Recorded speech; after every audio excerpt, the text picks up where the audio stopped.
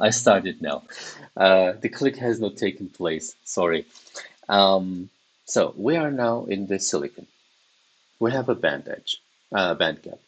We have a conduction band and a valence band. We'll have learned that.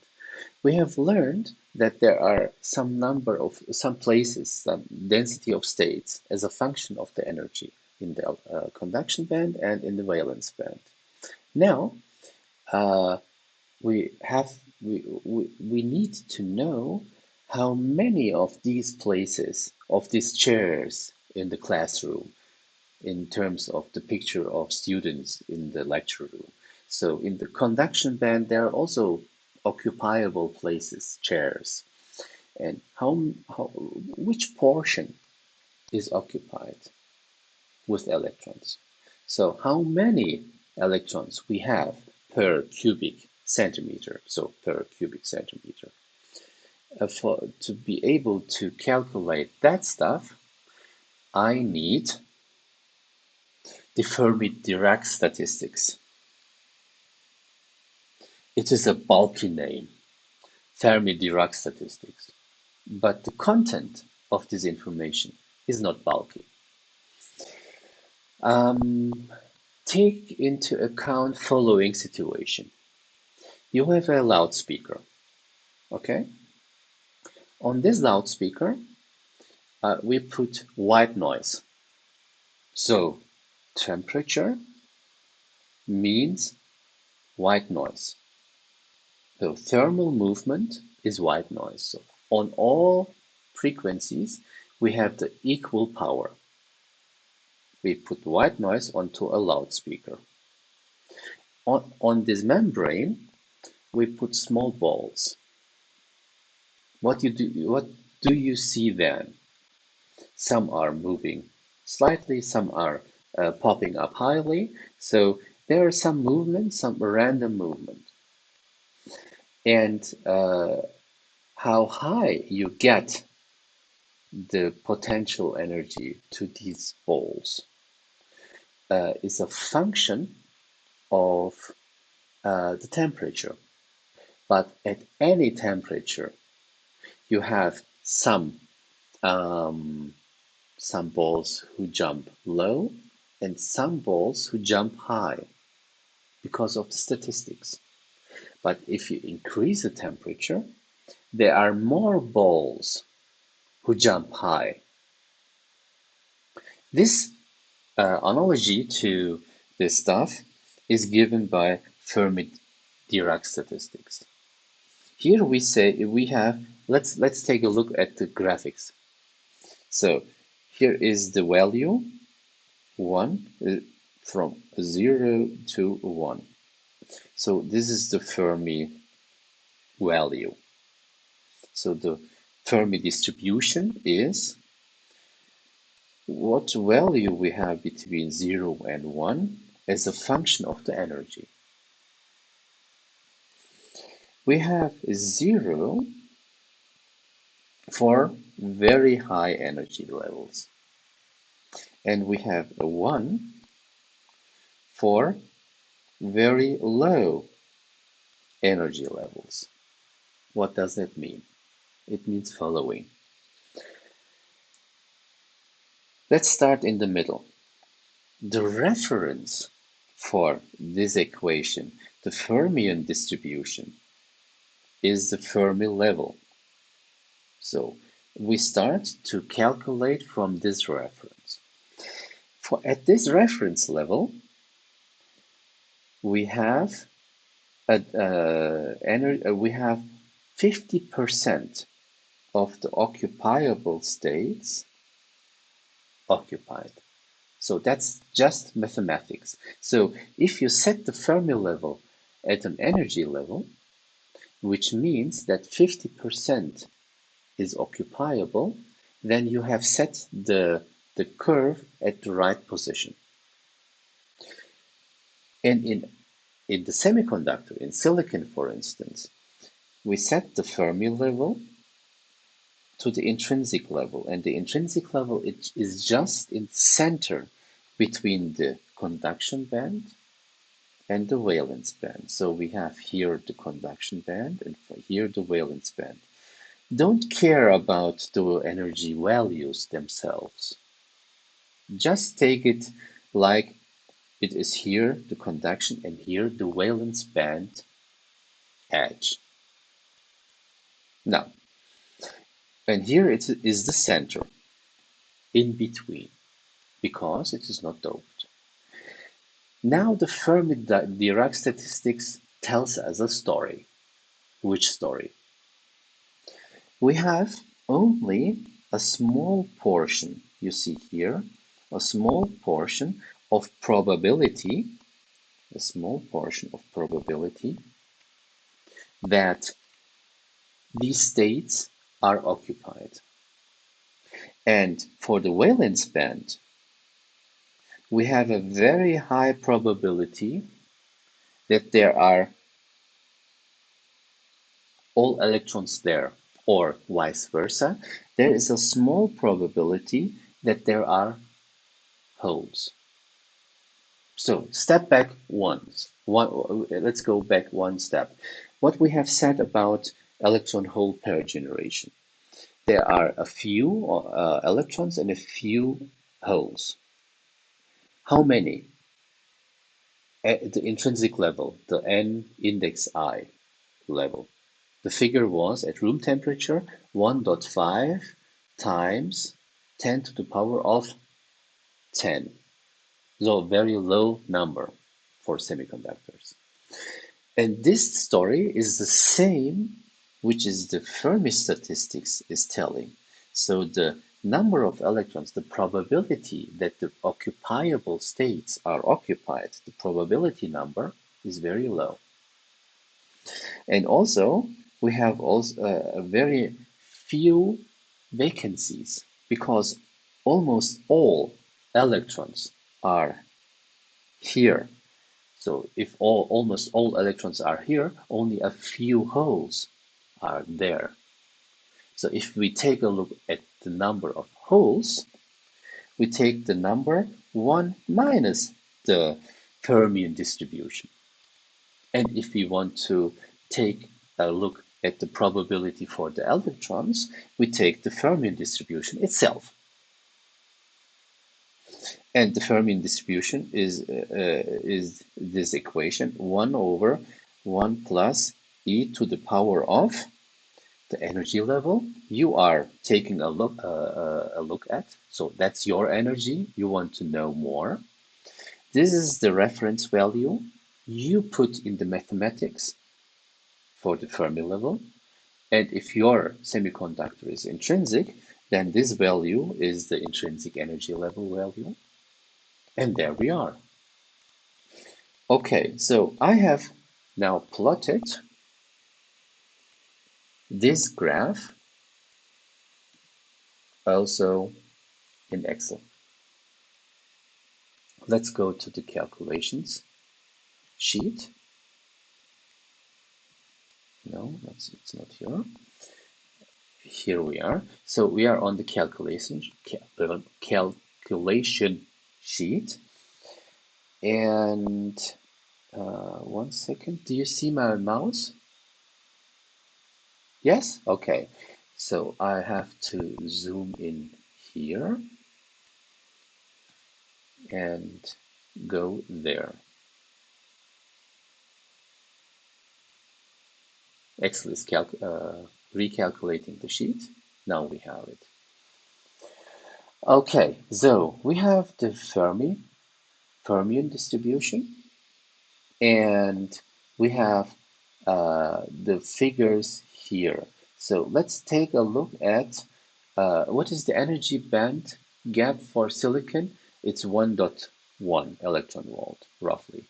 So let's take a look at 0 point. So if this is the center, let's take a look at 0.6 above and 0.6 below, roughly, right? So let's take a look at these energy levels. It's here. It's, well, I just put my mouse here.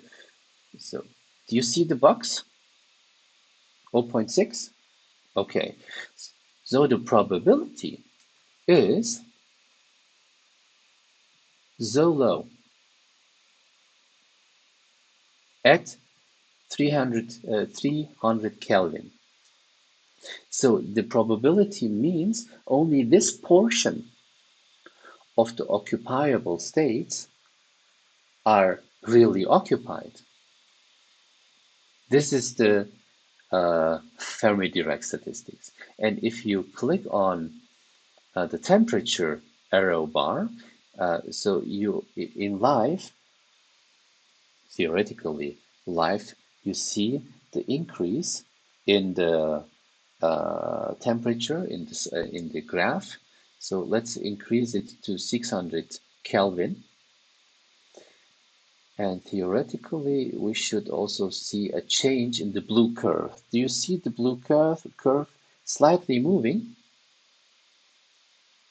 So exactly. So we see there now you increase the probability that the higher energy levels are occupied by electrons, and the vice versa. You see the increase of the probability that the lower energy levels are vacant. So this combination of information is in the Fermi-Dirac statistics. It's just mathematics. Short word, I have told a lot of, I have used now a lot of words for this graph. Let's go back to the slides. If you increase the temperature, it's the gray curve. You increase the probability that there the number of the portion of the occupiable states are occupied with a higher probability. If you reduce the temperature, you also reduce the probability of occupation. So we know now the density of states distribution. That's here. So we know the density of states distribution. We know now the probability with which these densities are occupied with electrons. The next step is how many do we have? Okay, before we do these calculations, we have to take a look at these graphs. So if we have now a doped semiconductor, we know that here we have a lot of electrons, and at the same time, we know that we have here only the minority carrier numbers, so very low numbers. Now, the Fermi-Dirac statistics need to tell us the same story. And it does do it because if you displace now the center to a level which is appropriate to your figure, so it's mathematics. So you calculate this energy level. So it is not given by nature, it is given by mathematics. So that this area, which corresponds to the number of electrons you have in the semiconductor, corresponds to the doping level. Then you have your mathematically valid Fermi level. And at the same time, you increase this energy level, you increase the this direction. You increase the electron number, you reduce the hole number. You see? One second. Okay, so here we have the intrinsic values. We have here the doped values. And if we change the doping level, we have the vice versa configuration. So this is by taking a look at the Fermi-Dirac statistics. And yes, exactly, that's all. So doping means you have to displace to calculate all these figures you have to displace the Fermi level you need for this calculation. And we will learn later where this Fermi level is really placed in numbers. Okay? At the moment, I want to just visualize that this is the case. That's all. The up and down movement. Okay?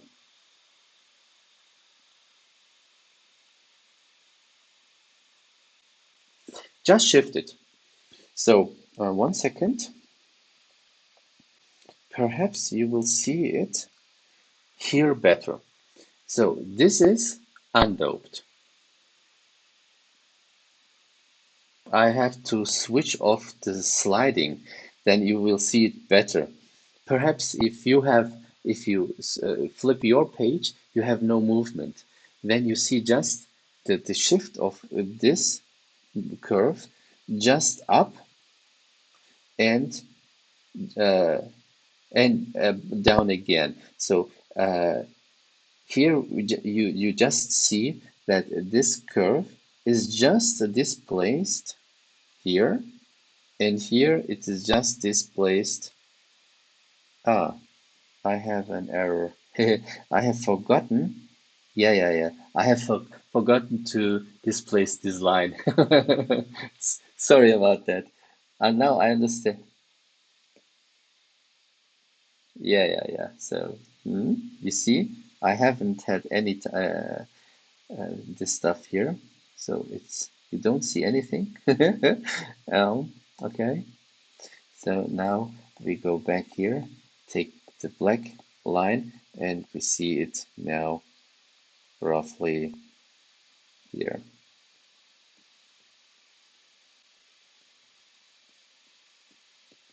Okay, here we are. Just corrected it backwards. Okay, so yeah, yes.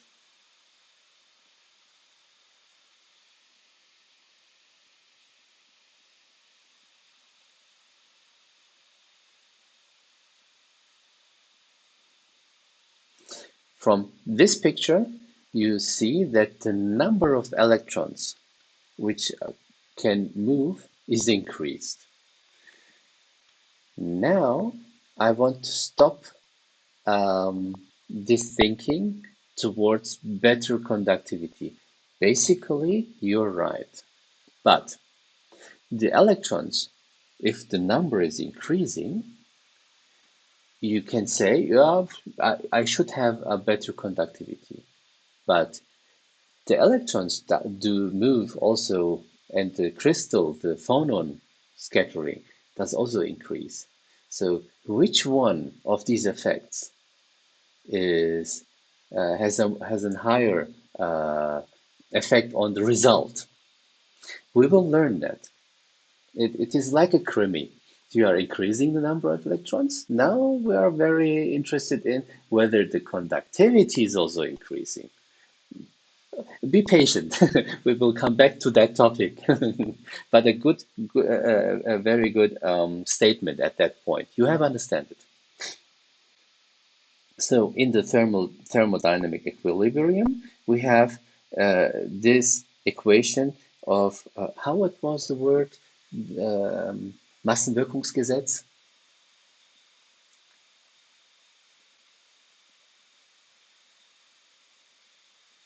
Okay, so the mass impact law.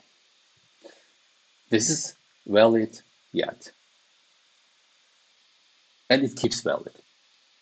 Okay, now let's take a look to some stuff Mr. Boltzmann has introduced. Boltzmann is a person who is also the name carrier of the Boltzmann constant. And he is a very lazy person. He said, let's take a look at the Fermi-Dirac statistics. You see the yellow line. Now it is red. you to me. Now compare this orange line in this area. You see that this orange line is almost the same like the yellow line. The difference between the orange line and the yellow line is that the equation is more simplistic. The deviation between the orange line and the Fermi-Dirac statistics is here. And this we don't care about in any case. So we care about this curve shape. And here, the yellow one, this is the yellow one is this equation. And the orange one is this equation. So it is valid to use the Boltzmann approximation. Okay? This is the same for the blue line. So the dotted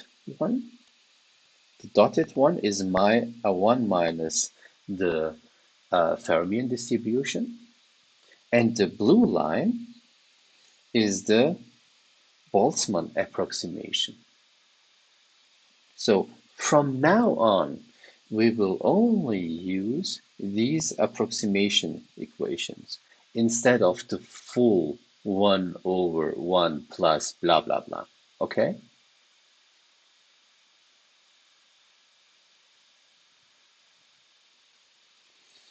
As long as your doping level is not too high. So as long as we have normal semiconductors, not degenerative doped semiconductors. So in all normal diet transistors in operational areas, this approximation is valid. So in our lectures, it's always valid. Okay? So I have introduced to you the full picture with this equation, the Fermion distribution, and then I reduce this equation to this expression. That's all. Okay, so now I have introduced the Boltzmann approximation. Please remember the e to the power of equation. This we will need several times later. Okay, so the slide number 25 is very important. 24 is very important. Now we have everything we need to calculate the charge carrier distribution. What does that mean? We are interested in the charge carriers, which are free. Now we can calculate the number of these charge carriers per cubic centimeter as a function of the energy here distribution. Now we can do this. First, we need this number of states. How many places are there? Then we need the statistics. Which portion of these states are occupied? Then we have the distribution of the charge carriers. Okay, we have then the distribution, but we don't know the absolute number, because if you want to push a current, you need the number, not the density. You need the number per cubic area. That's the number. How you calculate the absolute number? By integration. So you integrate from the band edge to the infinity. Why? Because All you are interested in does happen here because your density of state is 0 at the band edge and increases to higher energy levels, and vice versa. The probability is 0 for high energy levels and increases to lower energy values. And these distributions, you can sit down and uh, count these numbers, or you just integrate. It does also the same mathematically. And the result is now with the Boltzmann approximation, so we also always use this approximation, the absolute number is the effective density of states.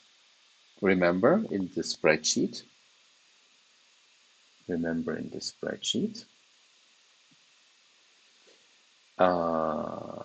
no, that's the wrong page. That's the right page. Go here, go up. So this number, one moment, this number and this number. These two numbers are this one. One moment, I have to switch back the scene. It is this one and this one. So these two numbers are here. And the value is the conduction band edge minus the Fermi level gives the number of movable free electrons in the conduction band and for the holes in the valence band. Okay, now you have the following situation.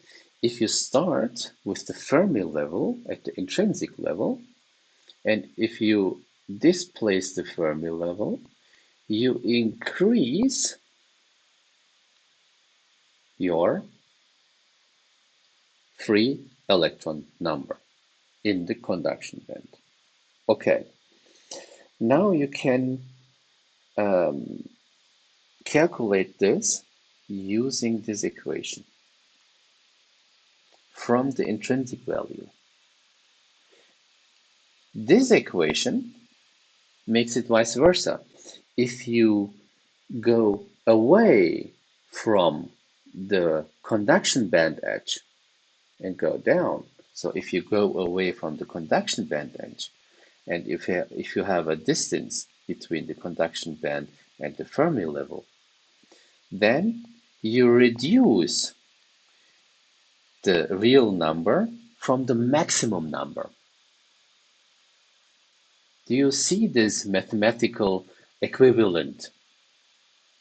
So either we take the maximum number and decrease it to the real number,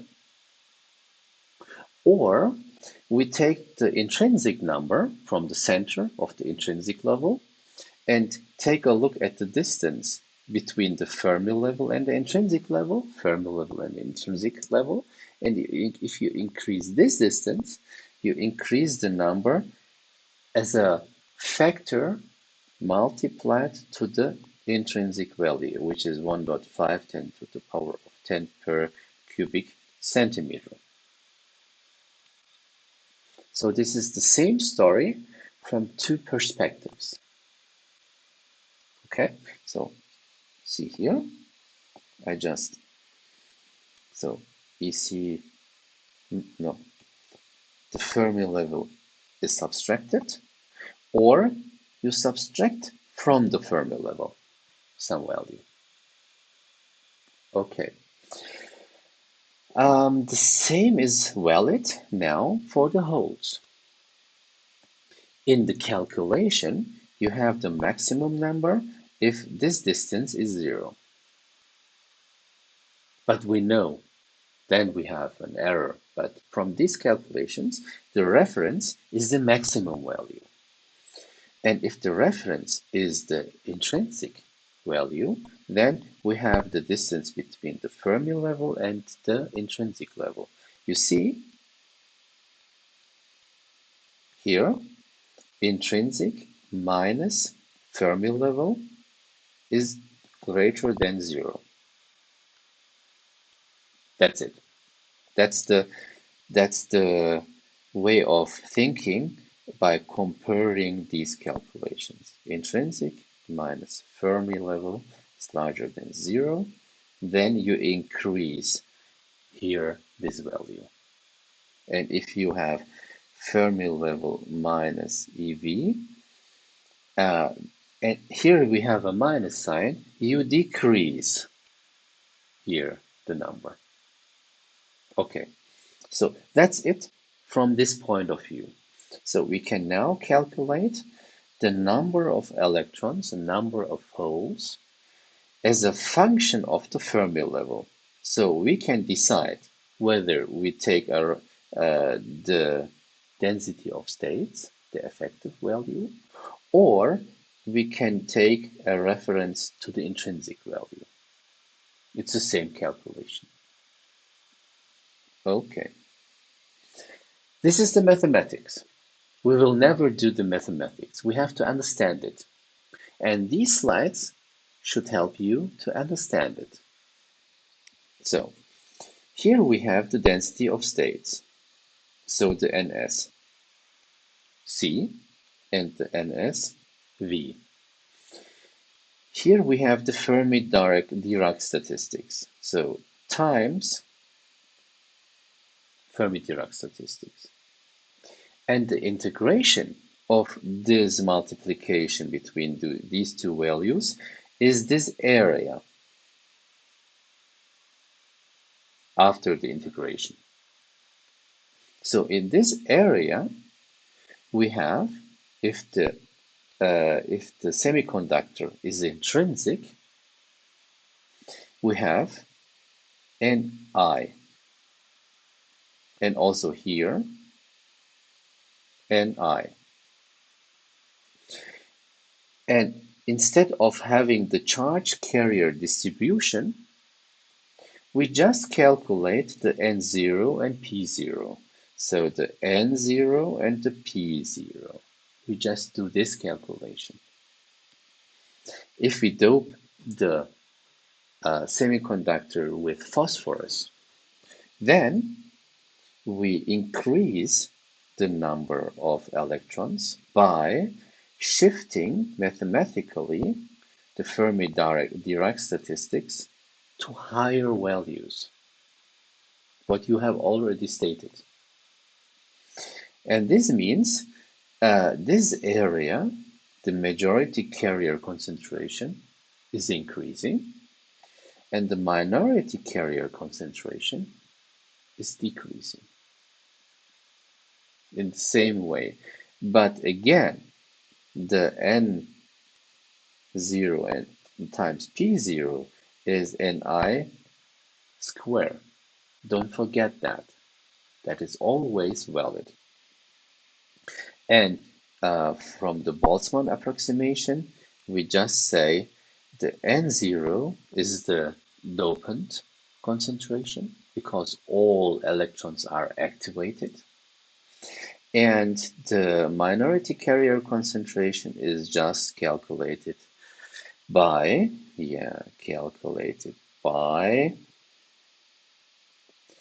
the mass impact law.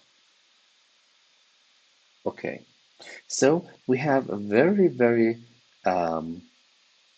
dense topic now talked about. We talked about how we get from the calculations point of view the number here and the number there. In deep semiconductor physics, you need the distribution.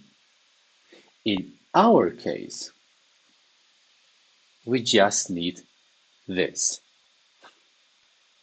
Okay? We just need this. That's all. But we have to know how we have reached this simplification. That's it. Now we have the charge carriers. Okay, do you have up to now some questions?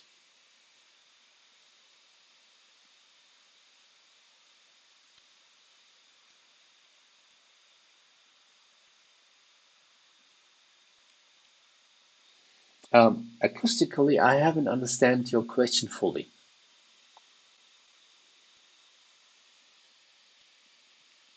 Mhm.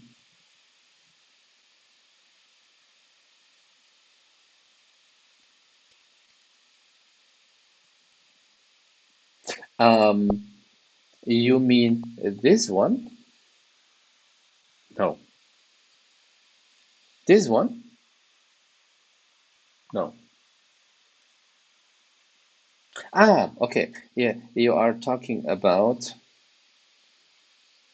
this one and this one. Yes, they are the so-called blue figures. It's here. One moment. It's here. And these blue figures are fixed ones.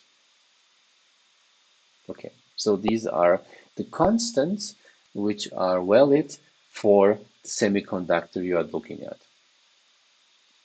Yes, they are fixed. More questions?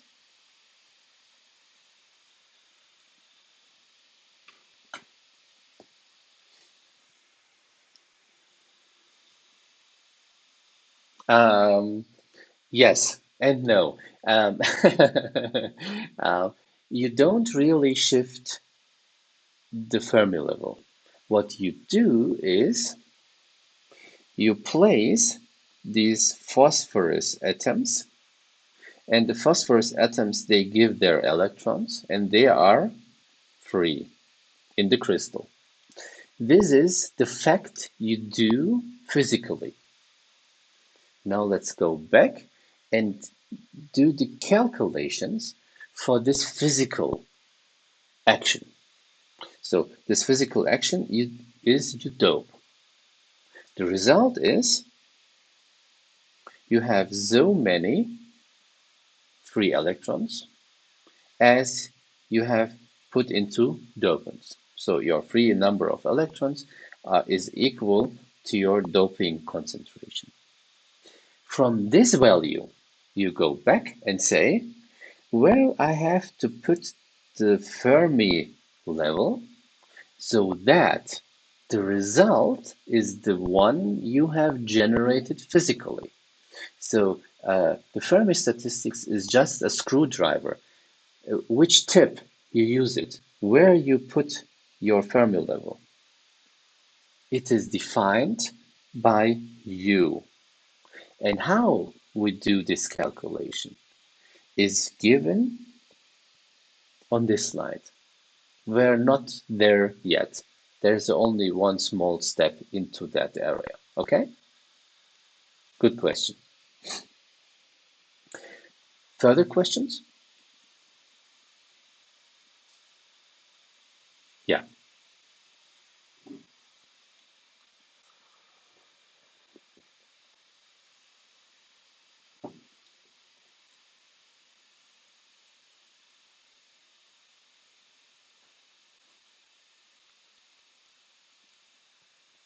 Can you repeat? Can you repeat? Um, just repeat that question again. I think I have understand, but I'm not sure.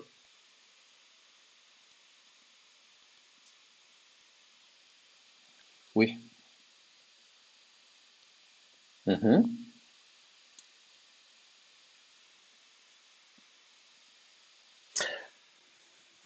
Okay, I had this suspicion, and you are trapped into one place, uh, and this place I want to give you by numbers.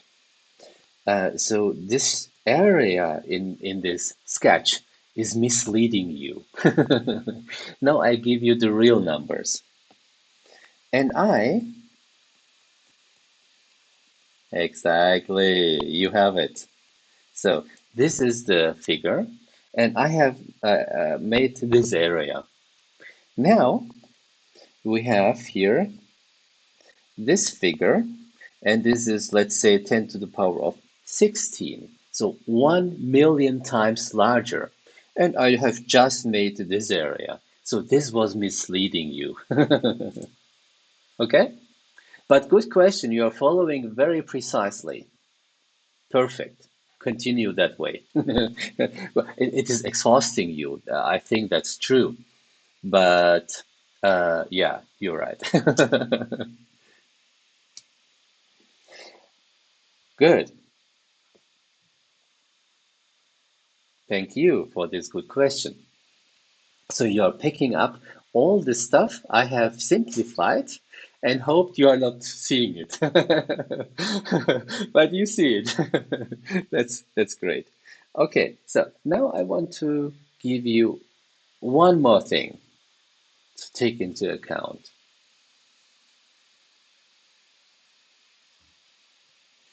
We said that our number of free electrons in the crystal is equal to the doping concentration.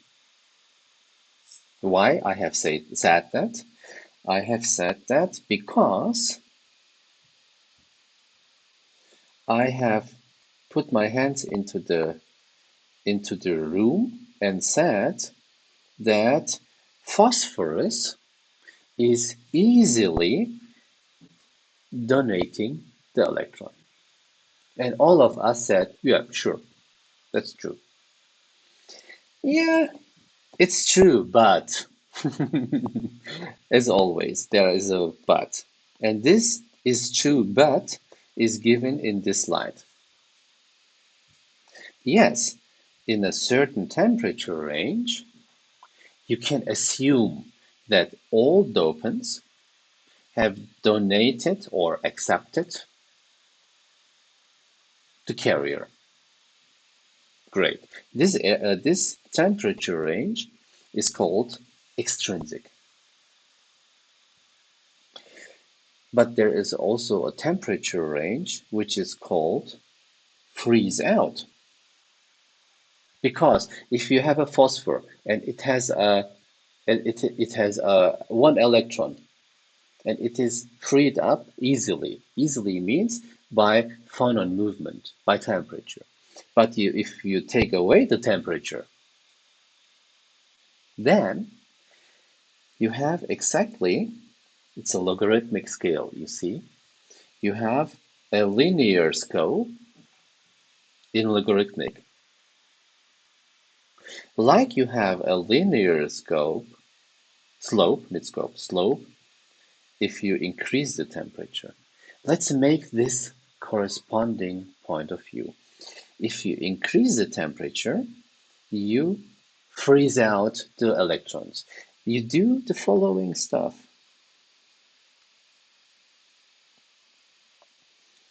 You activate your dopant with this band gap. So the delta in this energy defines the temperature, how much of this portion is activated. In the intrinsic way, we have this large band gap, so we need a large portion of energy to activate these electrons there. So if you take into account the Femi-Dirac statistics here, you have only this slope in this area and this area, okay? But you need really a low, if you have here also the Fermi-Dirac statistics, you need a very low temperature to activate these electrons from here to there. This is the same game like activating here the electrons from the valence band to the conduction band.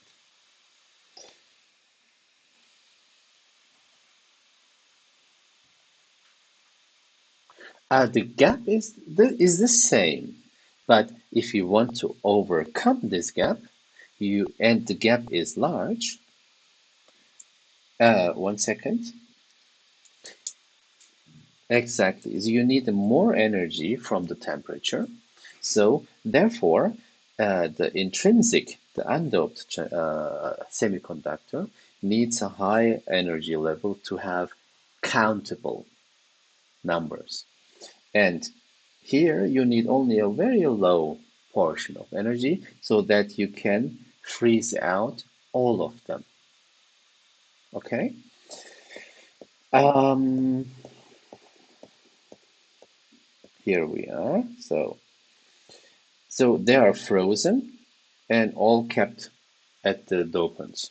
And if all release their electrons, you are defined by the number of doping concentration. And if you increase further the temperature, you have to take into account the low number we have had previously. So here we have, let's say, 10 to the power of 18, and here we have 10 to the power of 10, let's say. But it is increasing exponentially because it is increasing linearly in this diagram. So exponential growth means at some time you have the equal, at some time, at some temperature, you have the equal number of intrinsic carriers like you have from your doping. Again, at some temperatures, the exponential increase in the intrinsic carriers is equivalent to the doping level.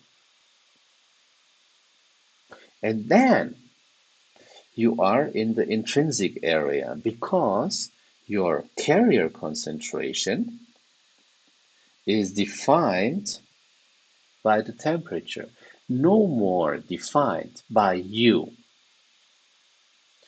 You are in the control of the carrier concentration only in a small portion of temperature range. Afterwards, the transistor device, the semiconductor says, well, you have put some dopants, but I have more. So that doesn't care anymore. Okay, so this is the fact I wanted to transfer to you. And on YouTube, you can also take a look here. There are no many places I have found in the net to take a look and hear what I have said from different voices. Okay, so that's it about the temperature dependence of carrier concentration. And in all oral examinations, I have asked this question. Therefore, it's very important to understand why we have a freeze-out area, why we have an extrinsic area, and why we have an intrinsic area. I am interested in the why, how, and not in the equations. That's it. Okay. I haven't in my mind how long I'm talking to you. Oh, very long. 48 minutes after the recording, and 10 minutes I have missed. So, since 1 hour, I think you are exhausted. My coffee is always almost exhausted. So, um, let's take a break, or what do you think? Half an hour to regenerate? Okay?